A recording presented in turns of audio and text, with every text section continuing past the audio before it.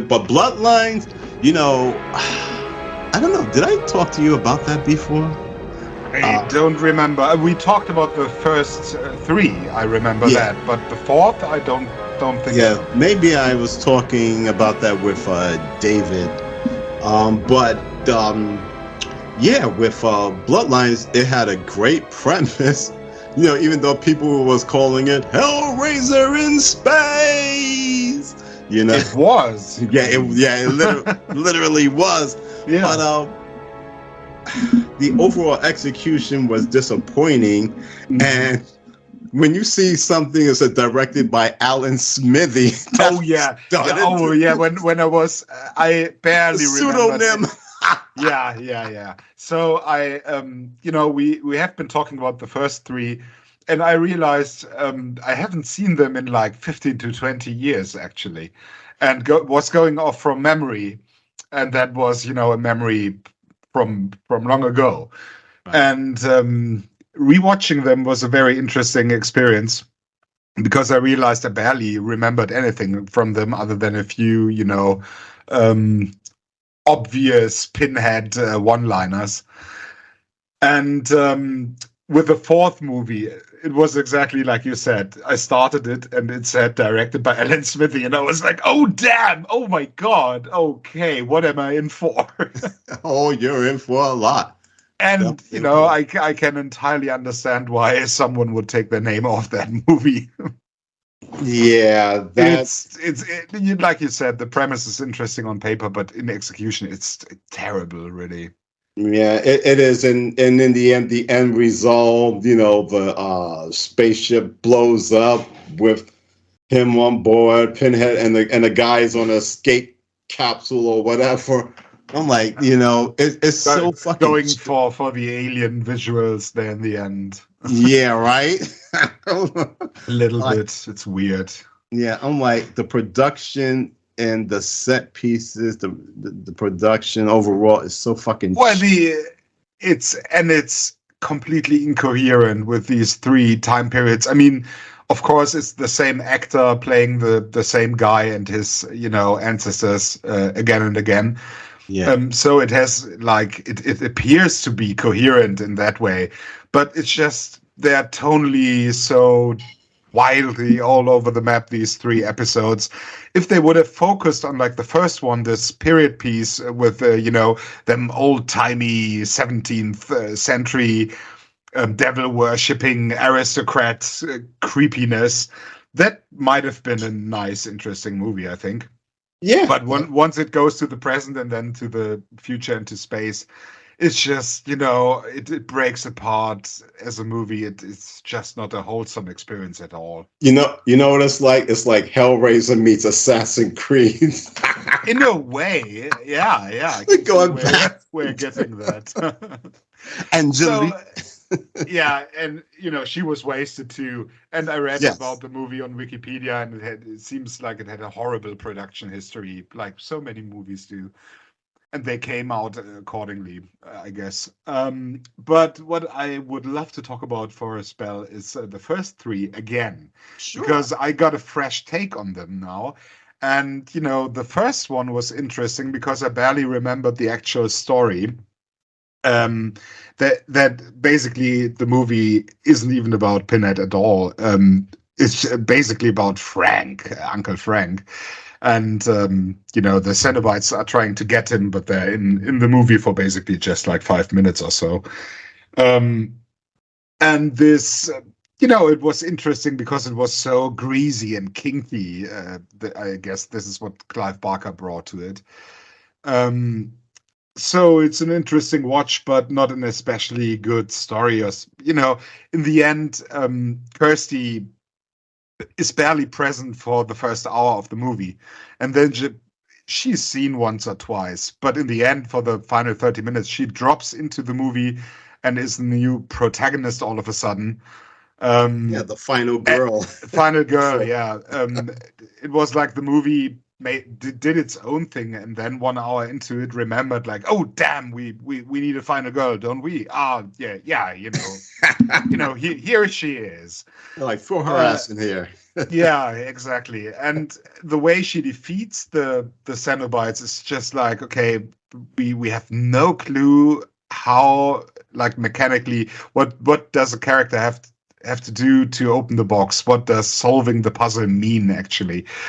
So she just touches around on it with her fingers, and it works like yeah, it works basically like the ghost traps from Ghostbusters, catching the Cenobites like in this beam of light. And it's that they're defeated so easily. It's rather lame, honestly. Yeah, you're right. Damn. I was just going along with the flow, but yeah. And it's got some great scenes in it, like Frank in his half-resurrected state. Like, there's great practical effects, like he looks disgusting in his half-human form. That's fantastic. These scenes are really creepy. Like, he's an interesting villain, like, basically a rapist, born out of existential boredom, just like he just wants to pass any boundaries you set for him. Uncle Frank, Frank, Frank. So some interesting, like, psychopathic stuff going on with the villain, and the appearances of the Cenobites are interesting, like in terms of their raw power. Like when Pinhead says, "We will tear your soul apart." That's a bloody fantastic moment. Yeah, of course, but it doesn't, because they're very enigmatic. Yeah, but at the end of the movie, like, it seems they survived the nightmare and whatnot, and Kirsty is outside, approached by this homeless guy, who then turns into a skeleton dragon, grabs the puzzle box, and flies away. And I'm like, what the fuck? I mean,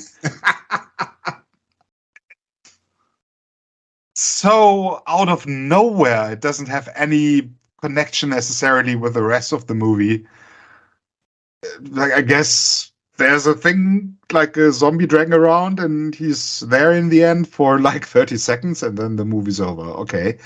I couldn't do anything with that, really. What was that about? Yeah. Do you have any idea or reading on that? No, it was nonsensical. Like, he turned into a fucking dragon after he got the laminate configuration.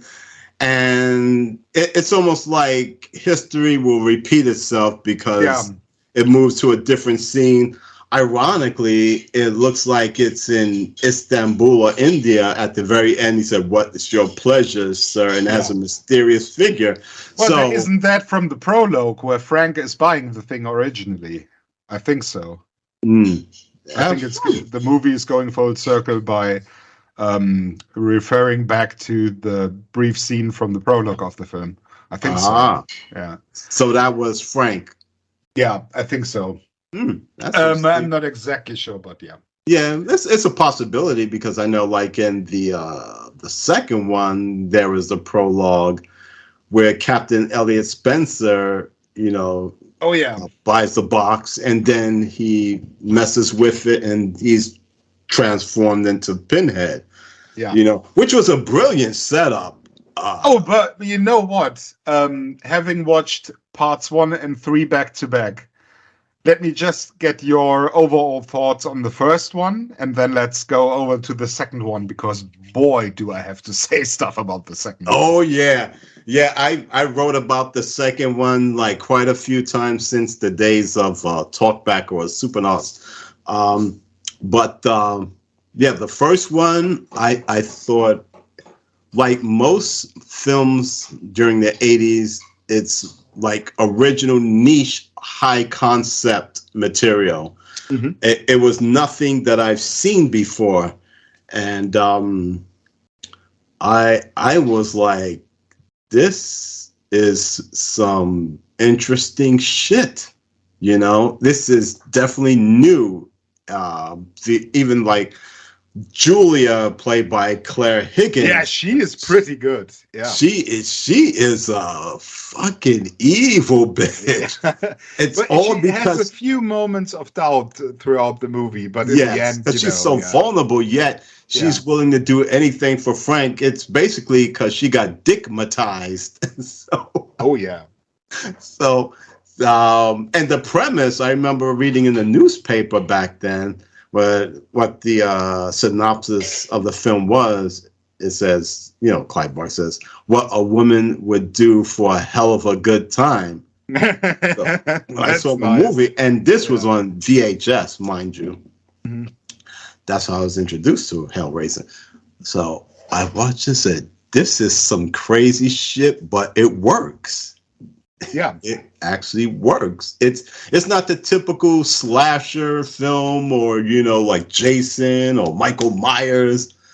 No, it's way more uncomfortable and more interesting for that. More adult oriented. Yeah.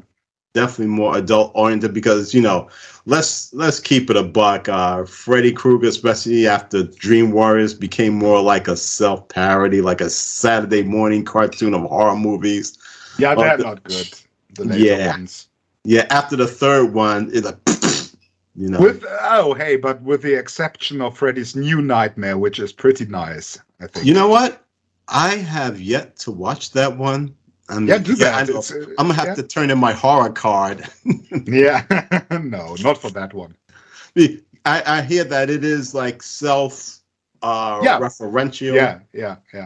So I only watched. It's about a film shoot of a new Freddy movie with Robert Englund playing himself. Yeah, and the woman, who was it again? Nancy Hellenkamp. Heather Langenkamp. Heather. She's Nancy. Playing herself, and then Freddy is spilling over from the movie and dream world into the real movie set world, and it's a fun little meta exercise. Yeah, I was about to say meta. Yeah. I watched the first 5 minutes of it, but I got distracted by other things going on. So I said I'll get to this later while it's still available on HBO Max. Back to the first one overall. Like I said, I was very impressed. Mm-hmm. I thought it was like a one-shot deal, but Anthony Robinson, who plays against type, because mind you, his first breakout role was Scorpio in the first Dirty Harry movie, where he was this sadistic serial killer, racist, well, like the worst of the worst. And he was Garak in Deep Space Nine in Star Trek, which was also a very sneaky, like roguish character. He was pretty great in that. I don't remember seeing that. Well, I haven't watched much of the Deep Space. Oh, he's a regular, like a second tier regular in DS9. Oh, he's been there for most of the seasons. Not in every episode, but yeah, he's been around, and he's consistently great in Deep Space Nine. Really, yeah. Oh, cool. But yeah, he definitely played against type in Hellraiser. He was like the mild-mannered husband, unsuspecting, aloof. Very naive. That Julia, his wife, was such a dirty bitch. Oh yeah. So unfortunately, his own dear brother fucking killed him. But the part where he was like, "Come to daddy." Oh yeah, and there's some implication that he's also a pedophile, right? Lusting after the kid, incest, the daughter, and everything. Yeah, and he was like, that's when he had that line, like, so much for this cat and mouse shit. Yeah. And the idea that he turned on Julia, because I guess, he has Frank, his brother's skin, but Frank just stabs her and just pushes her out the way. Dude, he has no ethics, no, sense of loyalty. He's like, bitch, get out of the way. Like, I want some fresh meat. I think this is what works about the movie. It's this slow burn thing where you know early on that things will escalate in pretty bloody ways, and like it takes its time, but eventually, of course, they do. And yeah, it's except for the finale, I think it's quite enjoyable. It's not great, it's not a masterpiece, but it's very own little idiosyncratic thing. It's interesting, yeah. Anyway, back to Hellraiser. Yeah. Part 2. Part What do you 2. think about it these days? Part 2, to me, disclaimer, that's like the Empire Strikes Back of Hellraiser movies. I like the second one the best because you actually get to see, into the world of the laminate configuration into the box, that dimension, which is very atmospheric. There are some visuals, for example, like a clown juggling eyeballs and some other stuff, and almost like a bizarre carnival. Even though there's a lot of matte paintings, it's still, passed as, Kirsty and the young girl, I forgot her name, Tiffany, trying to escape that world, that maze-like world, and mainly to rescue her father. That showed the sense of purpose. The intro, the prologue, when they said, it's almost like previously on Hellraiser, even though they didn't say it, they just show scenes from the first movie with that music that go burn, burn, burn, burn, burn, burn, burn, burn, burn, burn, burn. That's a scary buildup. And then they have that main majestic theme. So there were a lot of interesting elements. And if you're a sci-fi trivia buff, you'll realize that the guy who plays the doctor's assistant, actor William Hope, was from Aliens, as Lieutenant Gorman. Mm-hmm. And the other guy, I forgot his name, like a inspector, police inspector with a couch thing, the crime scene. He plays as one of the pilots in the first Star Wars. I think of Rogue One or whatever. Not Rogue One, the movie, but, the X-Wing pilots. Yeah. So, yeah, there's a little trivia there. But I definitely love the fact, that Pinhead, he rediscovered his humanity for a while, because Kirsty held this magic photograph. Yes, play insert Nickelback song. Look at this photograph. and then he's like, I remember, almost like a Darth Vader Return of the Jedi moment. The main Cenobite, the master Cenobite, who plays that sadistic doctor. But the fight was very disappointing. Very disappointing. My man just took him out like that. Well, he turned Pinhead human and then he fucking sliced his throat. But he killed the others like they were nothing. Like, this is bullshit. But yeah, overall, and I definitely like the fairy tale happy ending, with the two girls, I guess, walk off, leaving the sanitarium, so therein lies hope that should have closed their chapter, which it kind of, until they did, the fourth or fifth sequel, like, but anyway, what's your take? And you can disagree. It's okay. Oh, thank you. Yeah, when we talked about Hellraiser one of these other times in the past, I pretty much, would have agreed with exactly what you were saying just now. Like, this was how it presented itself to me in my memory from watching it back then, like a long time ago. Way over 10 years, definitely, maybe 15, I don't know. And I expected to, enjoy it more than the first one, like I did back then. Yeah, now on a rewatch. but I am sad to say I didn't like it at all. um, Please elaborate. yeah, I think the movie throws up like 7, 8, 9 different things or threats and doesn't think through any of those. Like especially the second half in terms of storytelling is, it's so random. It's so extremely random. Nothing of it has rhyme or reason to it. Stuff just happens. There's no, causality to any of it. It's like, yeah, they are in these labyrinthian tunnels and run into one direction and end up in one room. And it's what are they even doing? She wants to find her dad. Then there's Julia. She wants to draw in this doctor into Leviathan's dimension, so there he can be turned into the chief Cenobite. So supposedly this is her plan because she's a servant of this Leviathan now.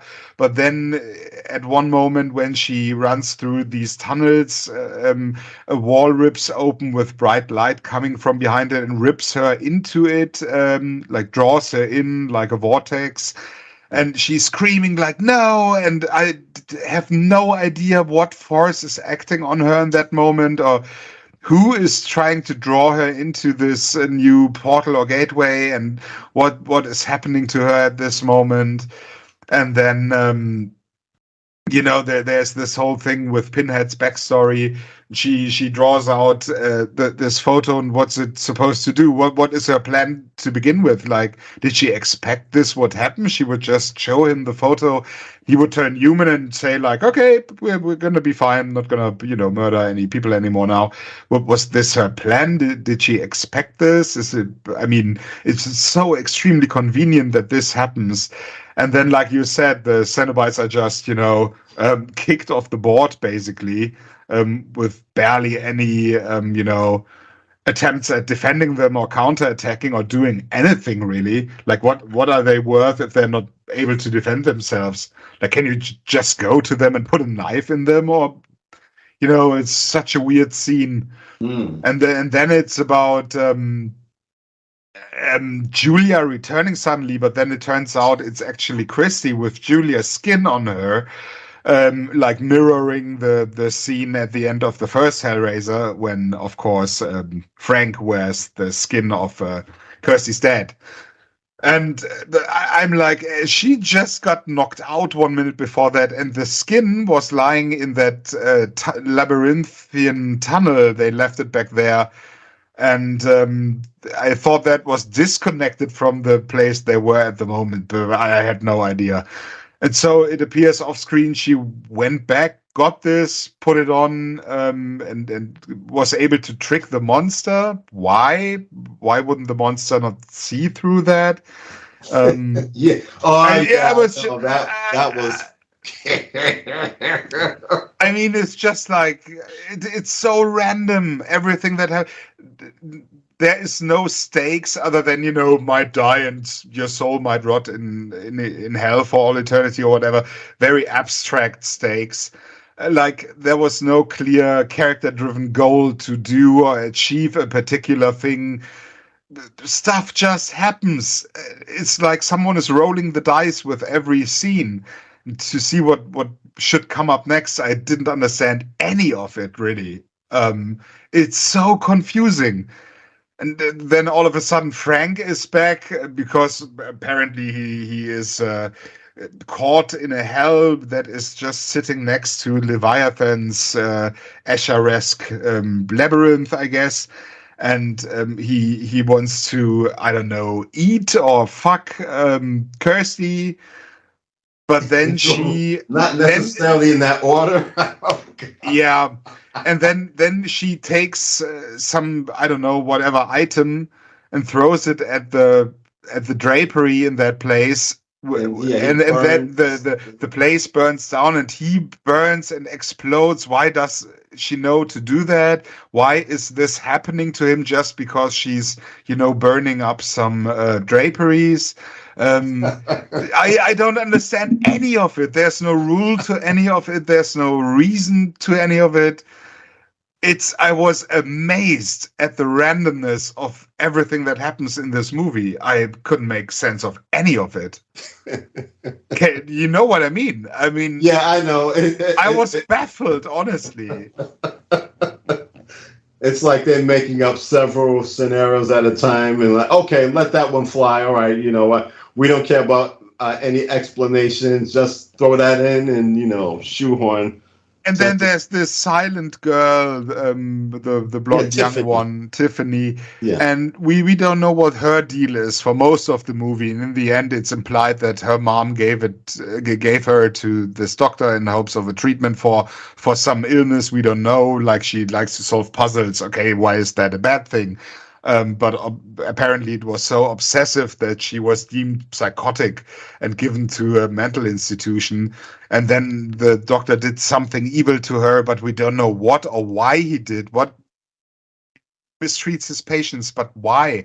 It's not even some kind of Josef Mengele style experimentation. like here, I want to have your knowledge and have to torture my captives in order to study them or some evil bullshit like that.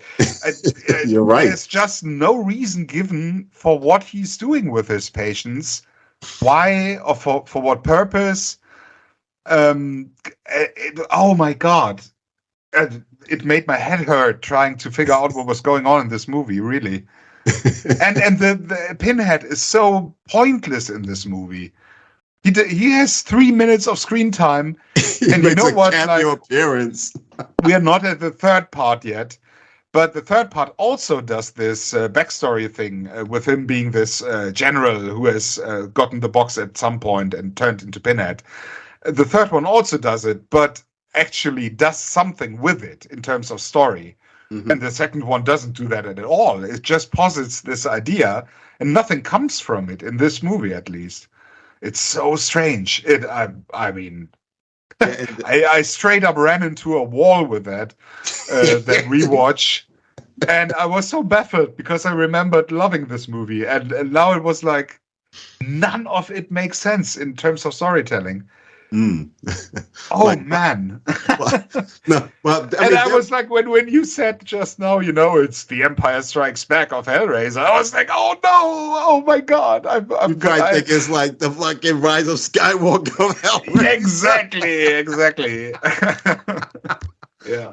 I mean, it definitely had its scary moments, like fucking the Channard Cenobite burst through the hospital doors, and he's like, Tiffany, and then you see all these the patients like lying in bed, playing with the puzzle box, and he just slices them up. That's like kind of eerie shit.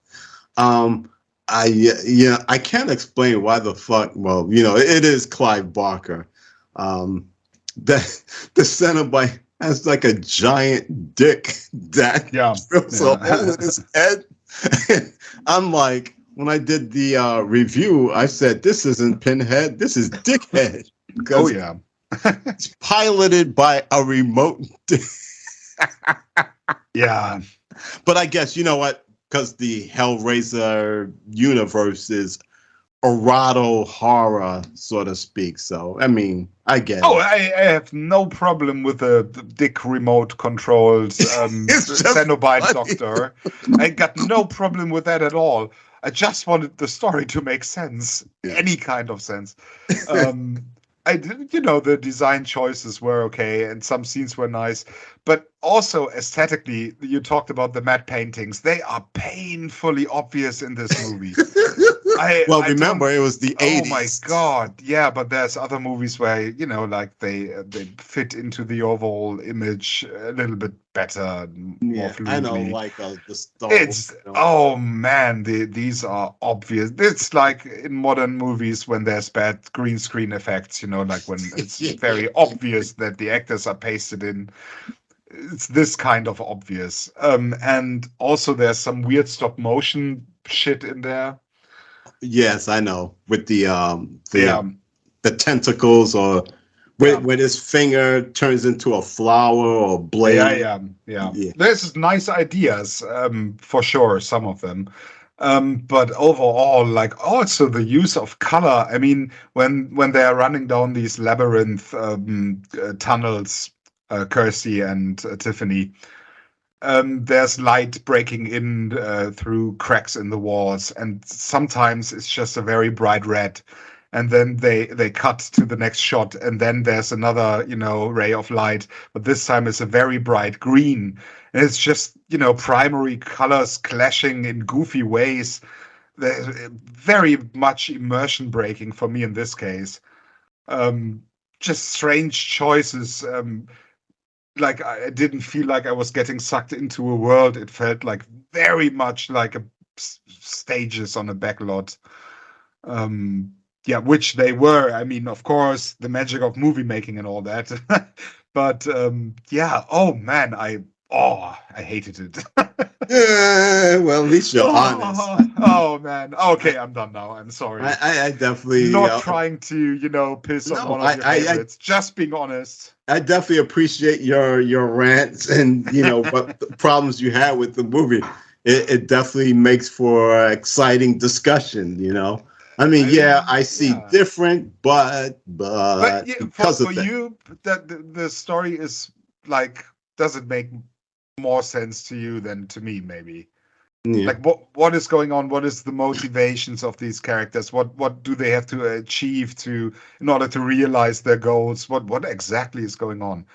I mean, maybe you got a better only motivation I remember is like Kirsty. She's trying to rescue her father because she sees these apparitions. Yeah, but it turns out that was Frank, and that happens quite early in the movie, and then after that, it's not a factor anymore. No. I guess after that, she wants to rescue Tiffany. Rescue us, get the fuck out of here.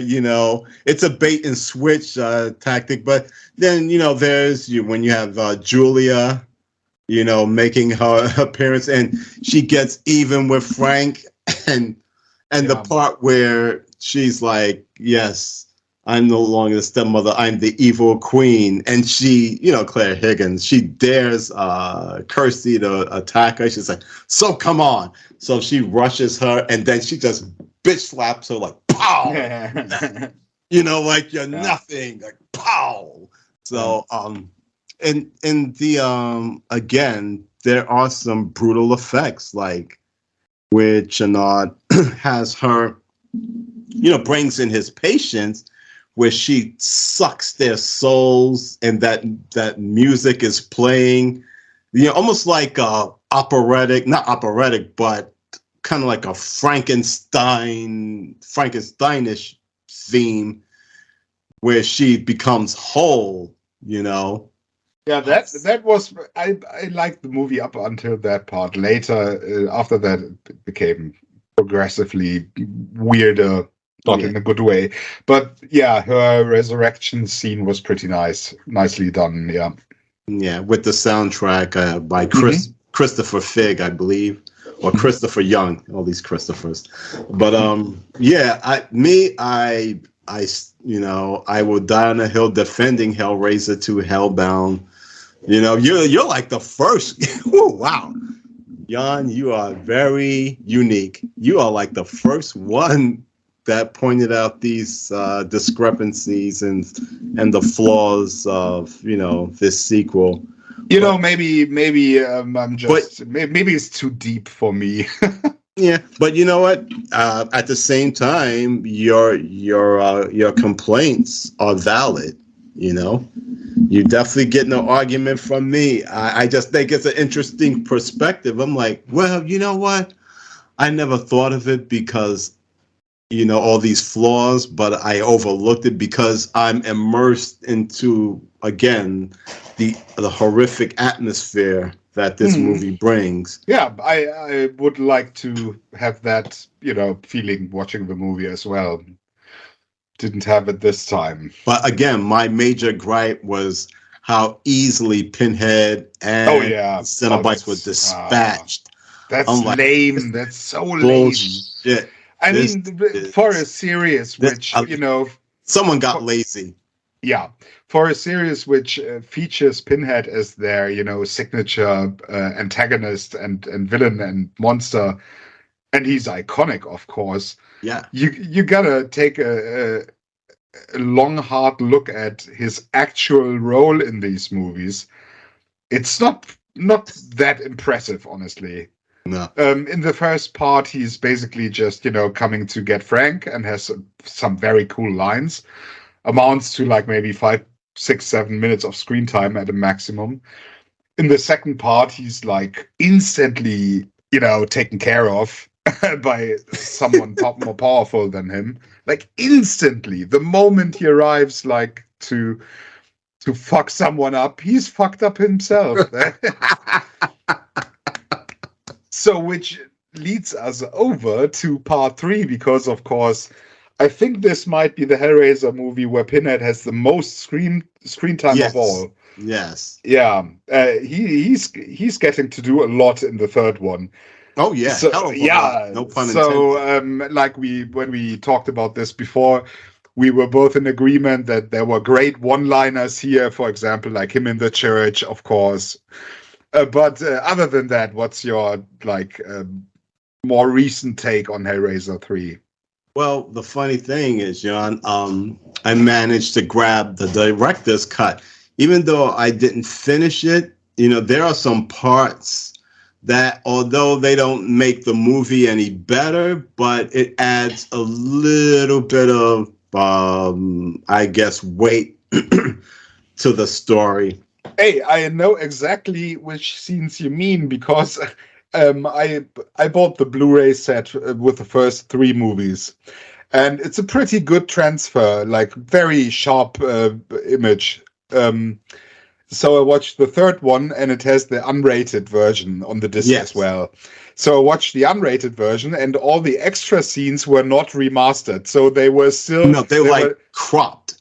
They were still 4:3 ratio. Yeah, 4:3 ratio. Yes. Yeah, and like super low resolution compared to the super crisp, great 1080p transfer.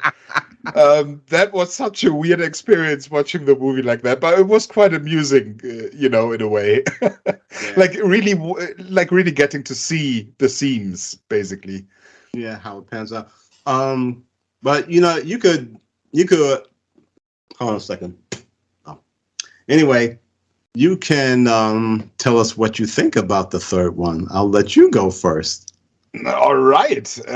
Yeah, I liked it way better than the second one, which is exactly the other way around compared to my take from back then.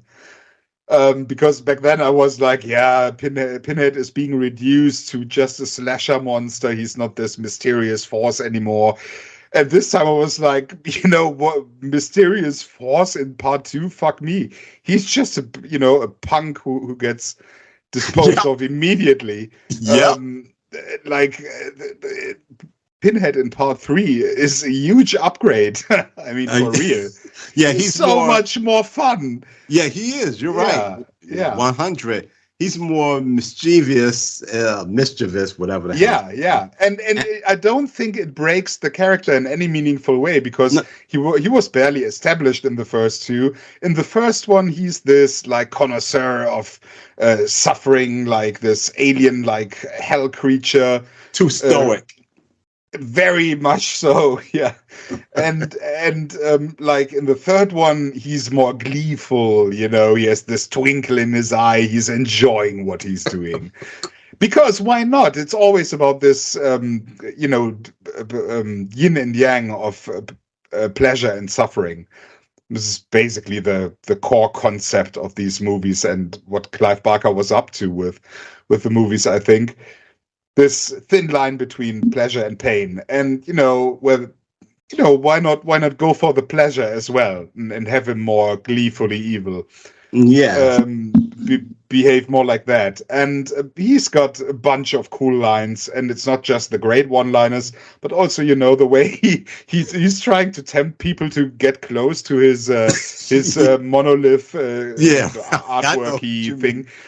like this, it's actually quite funny to watch, like in a good way.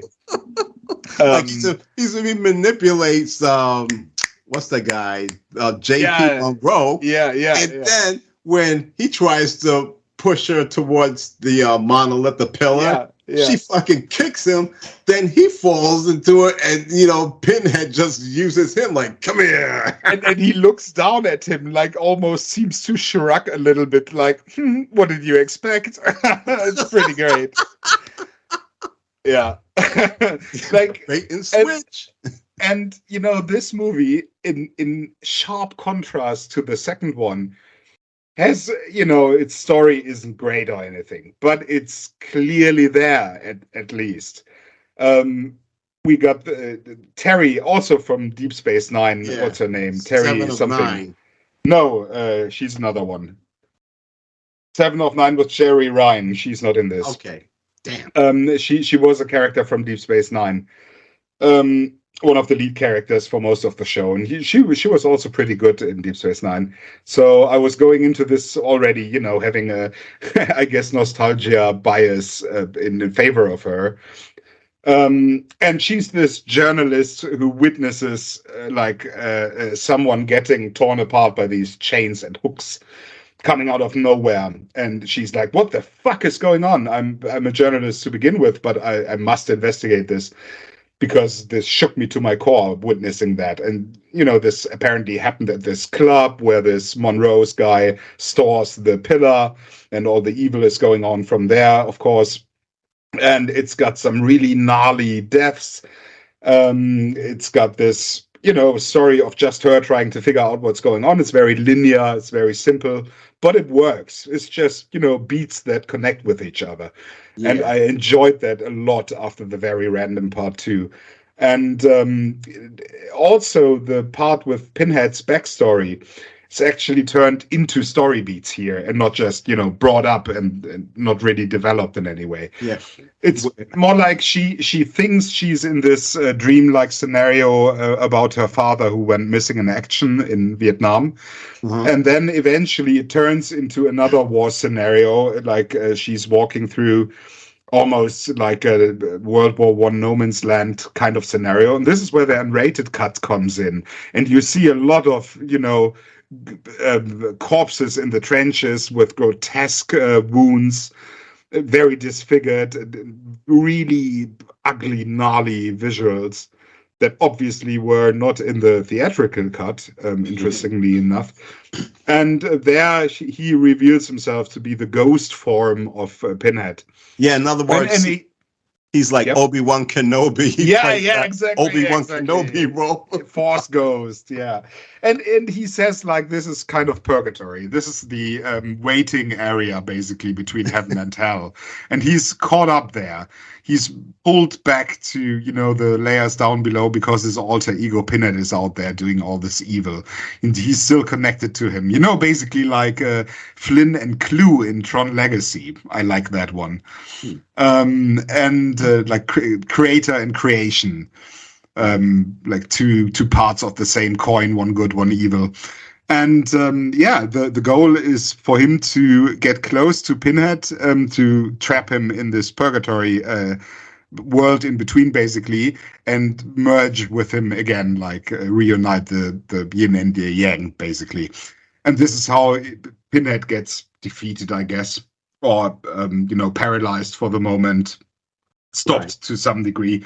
And it's a very clear objective. Like the girl, the protagonist, has to lure Pinhead into this dreamlike world, and that's the goal of the final act. And there's just very clear stakes, like, because he's rampaging around, he's killing all kinds of people in the real world. It's not just people who enter that realm or whatever. Yeah, exactly. Yeah, big contrast. It's just full-on slasher madness now, and has to be stopped, and she knows how to stop it. She doesn't exactly know how to do it, which is where the tension comes from in the final act. And it's not great or anything, but it works sufficiently enough, definitely, in terms of just raw story beats working. Yes. And it's got some nice visuals, some nice kills, great one-liners from Pinhead, the most Pinhead screen time. And so I would say out of the first three, this is the best in my opinion. You know what? Damn, you might lure me towards 3 because in my review, I called it Hellraiser 3. I think I did like 2 years ago on his 30th anniversary when Pinhead goes Hollywood, because he becomes the official another slasher icon. But like I told David Weiner that Doug Bradley, who appears in his documentaries In Search of Darkness. Oh, nice. Yeah, that he's having too much fun in this movie, because it's like Pinhead cut loose. He's like, chewing the scenery, like enjoying every line of dialogue. It's fun. Yeah. It's really good. I mean, again, I go to the part where he walks up to the pulpit and smashes it in defiance and poses like, Jesus, a crucifix. And like, and he uses the nails from his head in order to do the stigmata wounds, Jesus wounds on his hands. Yes. That's pretty nice. And there's these maggots crawling around the nails, and that's fantastic stuff. It's just and I love the part where the priest is like, "You'll burn in hell for this," and he said, "Burn." Oh, what such a limited imagination. It's a total mockery of the Christian faith. Yeah, I mean, it still fits with the Pinhead from the first one, with the only difference that now he's broken free and he's more gleeful about it. But in the end, he is a guy who wants to torture people. That's basically his deal, because he's enjoying torturing people. And he just fucks shit up. He's a bad one. There's not much nuance to him or anything. It's almost like a child given special powers and very immature. Goes up shit. Yeah, very. He's like a child pouring salt over naked snails. Yeah, I love the part. Of course, I keep going back to this where he tricks Joey as a father, disguised as a father, to get the box, and when you hear this little childish laugh when he turns back into Pinhead, when he removes the facade from his father, and he goes, ha, ha, ha, ha. And then she says, you invaded my mind, or something like that. And he's like, the father said, save your tears. like your father. Totally. It's a waste of good suffering. Save your tears. I'm like, this is funny. Yeah, damn. Yeah. You're right. In terms of greatest one-liners, I will still go with the first one, and we will tear your soul apart. That's the coolest, I think. But the second and third and whatever not would be from Hell on Earth, definitely. Yeah, because he has more of a presence instead of being like a cameo appearance. This is actually a Pinhead movie. Yeah, it is. For once. Yeah. You're right. Definitely is. He's not sidelined by other characters. It's just him. He's manipulative, persuasive. He just doesn't give a fuck. I'm sorry, go on. No, that's okay. The part in the boiler room where he goes berserk and just kills everyone. It's almost like reflection of Carrie when Carrie kills everyone in your prom gymnasium. So he's like, fuck it all. They go, and he's laughing like a super villain. Megalomaniac. And you see, why wouldn't he? You see like people lined up being impaled. I'm like, oh shit, dude. Yeah, you know what? You get no argument from me on this one. Performance wise, I definitely would say Hellraiser 3 over the others. It just gets the basics right and has a lot of fun with its iconic villain. I mean, You're right. And I mean, of course, I love, what's the name? Motorhead's ending theme. Yeah, yeah, Yeah. that was unexpected at first, and then I thought, yeah, well, it kind of fits the tone of the movie.